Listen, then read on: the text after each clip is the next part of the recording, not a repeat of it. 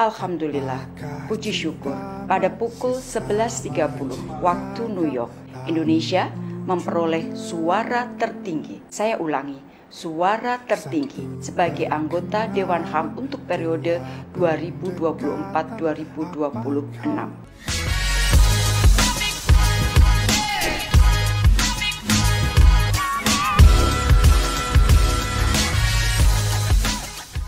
Assalamualaikum warahmatullahi wabarakatuh. Salam jumpa, senang sekali saya Arini Ni'ma dapat kembali menjumpai Anda dalam program Bincang Interaktif. Seperti yang kita ketahui, pada 10 Oktober lalu, Indonesia kembali terpilih menjadi anggota Dewan Hak Asasi Manusia (HAM) pada Perserikatan Bangsa-Bangsa PBB bersama Cina, Jepang, dan Kuwait. Namun, mengingat banyaknya kasus HAM di Indonesia yang belum terselesaikan oleh negara, hal ini justru menjadi pertanyaan, apakah Indonesia dapat mengemban tanggung jawab dengan baik? Dan pada kesempatan kali ini, saya sudah bersama Organizing Committee dari Amnesty International Indonesia, sekaligus Researcher Social Justice Indonesia (SJI), yakni Pranya Wicaksana. Selamat datang, Kak. Selamat datang, Kak. Bagaimana Kak Anya perjalanan menuju FDCOM UIN Jakarta?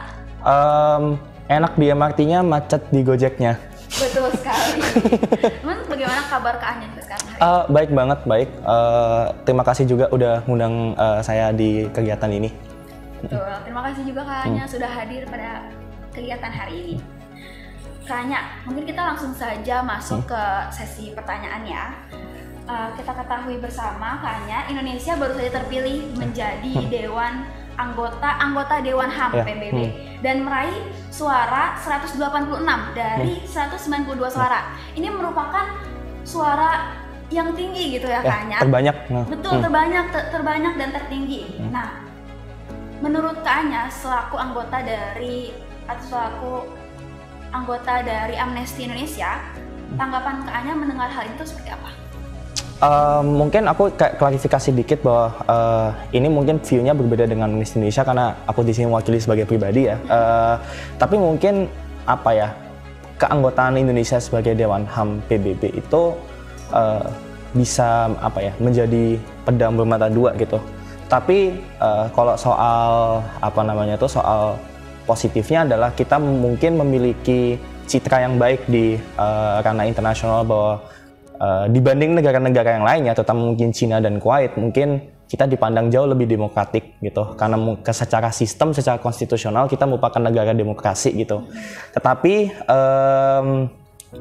negatifnya adalah citra tersebut bisa menipu karena sekalipun kita secara konstitusional negara demokrasi dan mungkin di dalam politik luar negeri kita punya posisi yang firm, kita membela Palestina ketimbang Israel, ketimbang mungkin negara-negara di Global North, itu mengaburkan berbagai macam pelanggaran hak asasi manusia yang terjadi di dalam negeri.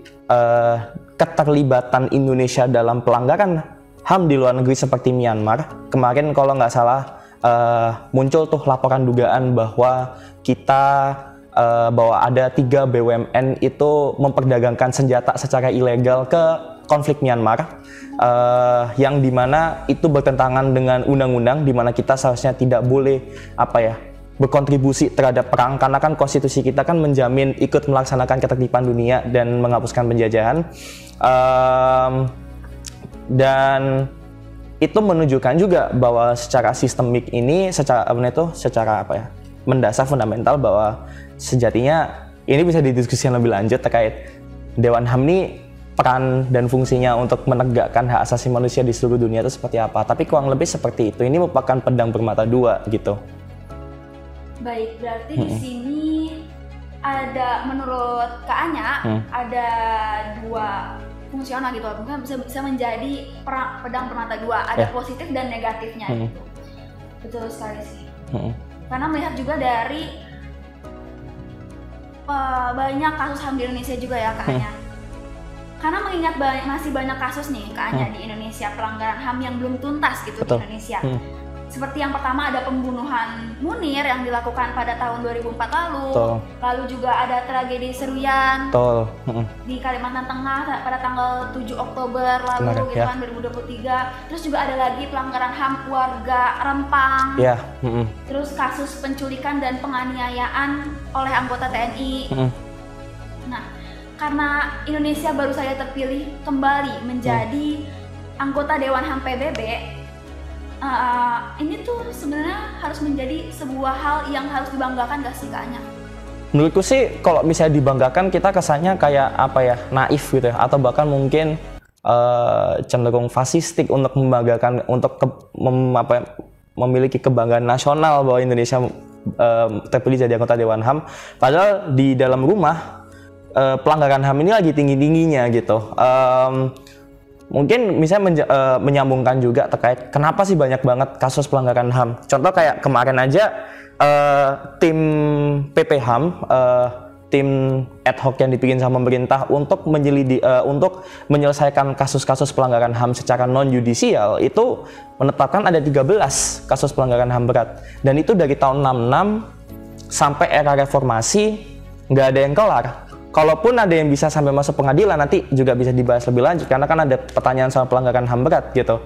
Bisa masuk pengadilan, pelakunya bebas semua. Kenapa kok bisa seperti itu? Karena kita harus memahami bahwa pelanggaran HAM ini kan by default ia dilakukan oleh negara. Entah itu negaranya aktif melakukan itu atau enggak negara membiarkan pelanggaran HAM terjadi gitu.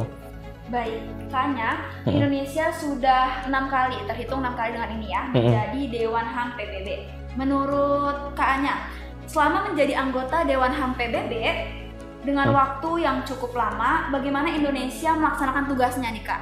Dan juga apakah ini menunjukkan bahwa Indonesia mempunyai kinerja yang mumpuni sebagai anggota Dewan HAM PBB selama ini, sejauh ini gitu, selama 6 kali?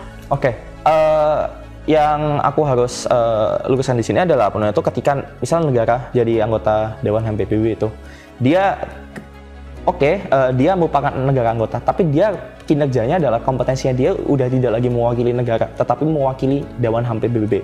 Jadi mungkin lebih cocok untuk menjawab Dewan HAM PBB ini aslinya ngapain aja deh gitu. Kayak kan selalu tuh apa namanya tuh ejekannya kan bahwa PBB nggak berguna kayak gitu-gitu, apalagi dengan adanya genosida yang sekarang terjadi di Gaza gitu kan, menunjukkan bahwa UN ini aksinya kurang nih ininya gitu. Jadi dalam waktu 4 tahun sekali 192 atau 193 negara di PBB itu direview kondisi HAM-nya sama Dewan HAM.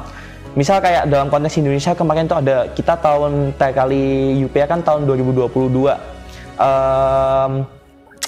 Kita direview, kita dapat 269 rekomendasi dari PBB yang dimana Indonesia tuh salah HAM-nya tuh di sini aja loh 200. Dan setiap negara pasti punya banyak sekali rekomendasinya. Menarik. Tapi problemnya satu, mereka nggak legally binding, mereka tidak mengikat secara hukum. Jadi negara bisa aja, misal kayak dalam konteks UPA kayak, oh iya sorry ya kita ngelanggar HAM, kita terima rekomendasinya. Ya udah seharusnya nggak dilaksanain nggak apa-apa. Nggak wajib juga, namanya kan juga rekomendasi, boleh dilaksanakan boleh enggak gitu.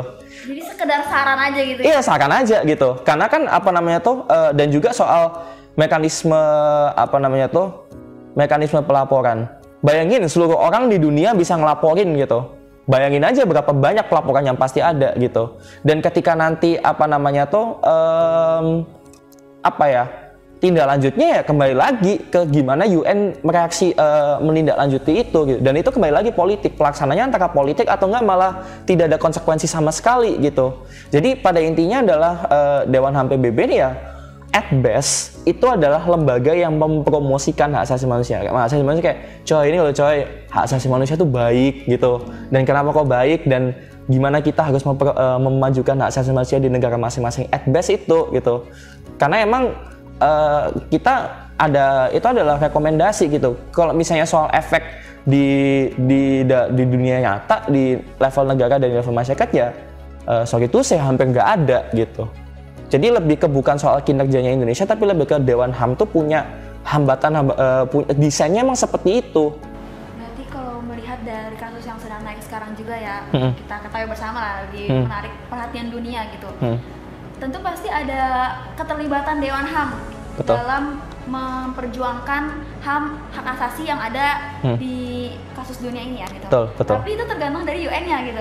Iya, dan lebih enggak sih, tergantung dari negaranya malah. Kayak negaranya misalnya kayak gini.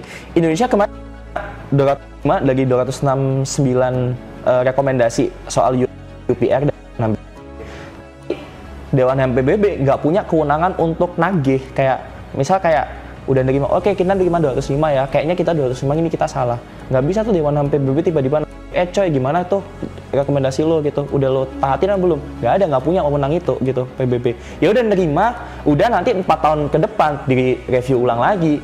Jadi akhirnya review gitu. Bisa kita lihat dari kalau misalkan Dewan HAM kembali mengeluarkan UPR kepada misalkan yang lagi ada kasus di dunia ini gitu kepada negara misalkan negara Israel gitu, itu berarti tergantung dari negara itu sendiri gitu, balik lagi ya. Betul. Dia mau menerima rekomendasi dari Dewan HAM itu atau enggak gitu ya. Dan Israel kan yang punya eksekusi tuh di General Assembly, di Palestina nggak punya. Itu sendiri kan udah aneh tuh aslinya gitu. Politik, lagi-lagi hukum internasional sama politik tuh nggak bisa dipisahkan gitu. Baik, Kak, di negara kita sendiri terdapat regulasi yang mengatur penyelesaian kasus HAM. Penyelesaian kasus HAM Berat melalui UU nomor 26 tahun 2000 yang mengatur penyelesaian pelanggaran HAM berat dengan pengadilan khusus terhadap pelanggaran HAM Berat. Nah, menurut Kakak, apakah implementasi dari regulasi tadi yang sudah saya sebutkan itu diterapkan baik di Indonesia, Kak? Oke, menarik. Undang-Undang 26 tahun 2000 itu bukan untuk semua jenis pelanggaran hak asasi manusia, tapi untuk pelanggaran hak asasi manusia yang berat. Makanya penekanan pelanggaran HAM berat di situ. Di dalam undang-undangnya, apa tuh pelanggaran HAM berat? Pelanggaran HAM berat itu ada 2 kalau menurut undang-undang itu. Kejahatan terhadap kemanusiaan dan genosida. Kejahatan terhadap kemanusiaan tuh contoh kemarin tuh, kemarin ingat nggak sih yang bupati di Sumatera apa Kalimantan tuh yang ngerangkeng orang yang jadi kayak jadi dia melakukan praktik perbudakan gitu. Jadi perbudakan di Sumatera berarti di kebun sawit gitu, perbudakan, bahkan at some point perkosaan itu juga bisa dikatakan kejahatan terhadap kemanusiaan, tapi kita kan udah punya undang-undang khususnya perbudakan, terus habis itu apartheid, diskriminasi rasial, pemaksaan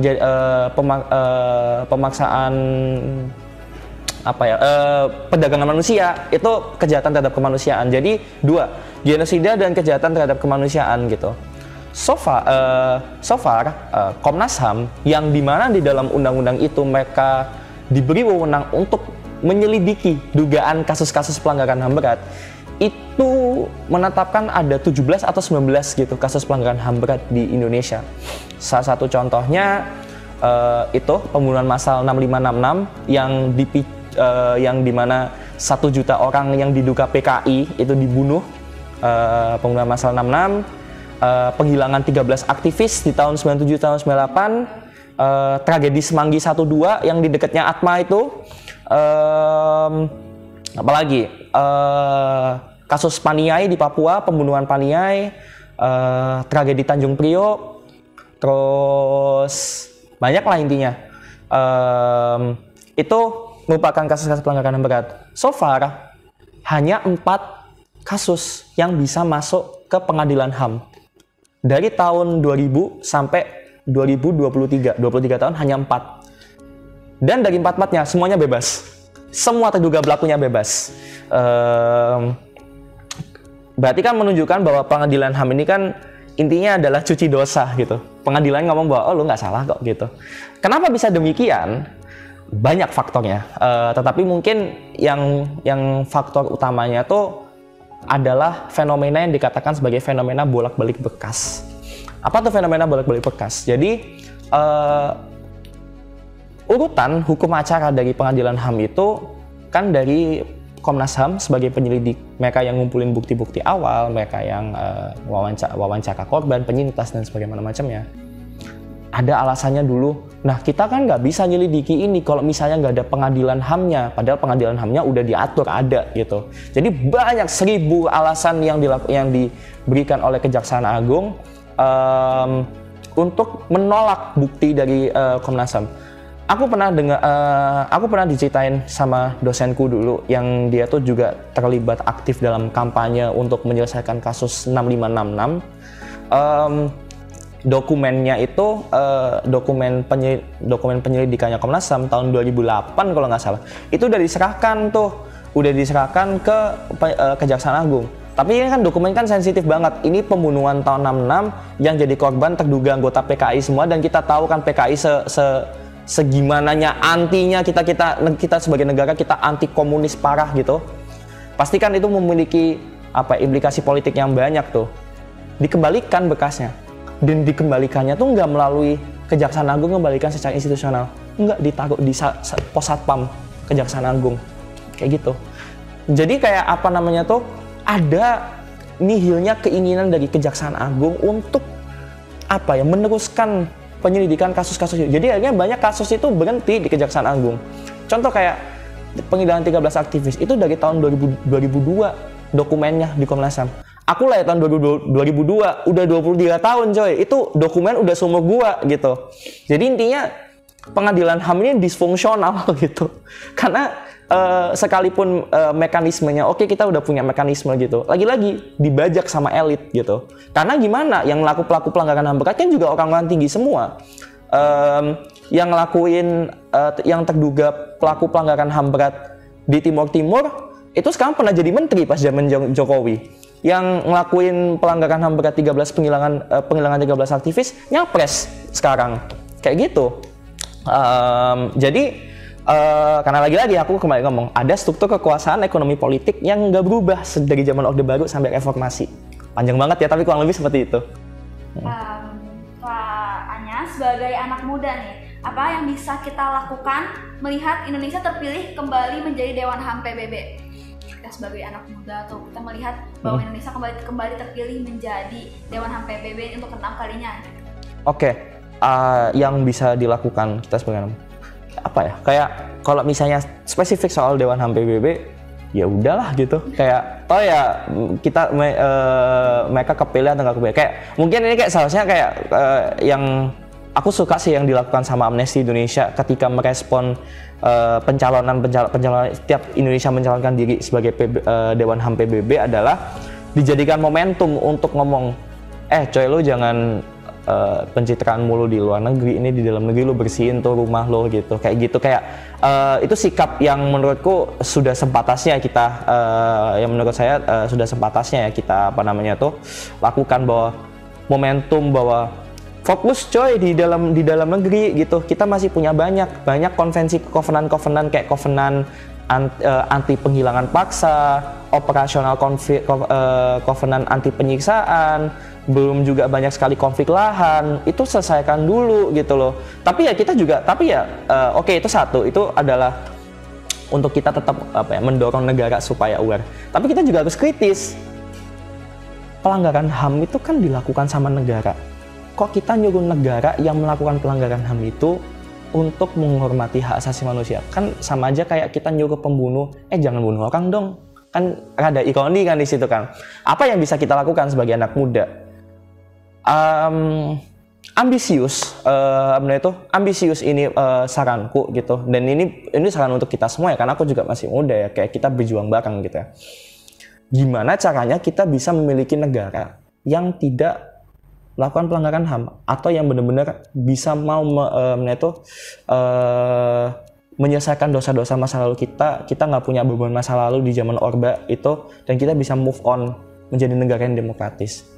Dan itu menurutku mustahil terjadi selama struktur ekonomi politik, struktur elitnya masih tetap itu. Jadi gimana caranya supaya elit itu nggak ada lagi di pemerintahan, dan itu susah banget. Jadi gimana caranya kita harus mulai mencari cara, kita harus mulai mendiskusikan cara-cara untuk meruntuhkan oligarki ini. Itu yang mungkin bisa dilakukan anak muda, dan kita harus berpartisipasi aktif dalam melawan oligarki, bukan join ke dalam oligarki. Gitu sih. Betul sekali, apalagi tentunya kita semua orang, semua masyarakat Indonesia juga menginginkan kebebasan dari penindasan. Baik, pemirsa, itulah bincang interaktif kita pada kesempatan kali ini bersama Kak Pranya Wicaksana yang telah memberikan banyak bahasan tentang masalah penerapan hak asasi manusia yang ada di Indonesia. Dan jangan takut ataupun ragu bersuara untuk memperjuangkan kebenaran, karena kalau bukan kita, siapa lagi yang akan memperjuangkan hal tersebut. Sekian episode bincang interaktif kali ini. Jangan lupa untuk terus saksikan bincang interaktif di kanal YouTube DNK TV. Saya Arin Nima, pamit undur diri. Wassalamualaikum warahmatullahi wabarakatuh.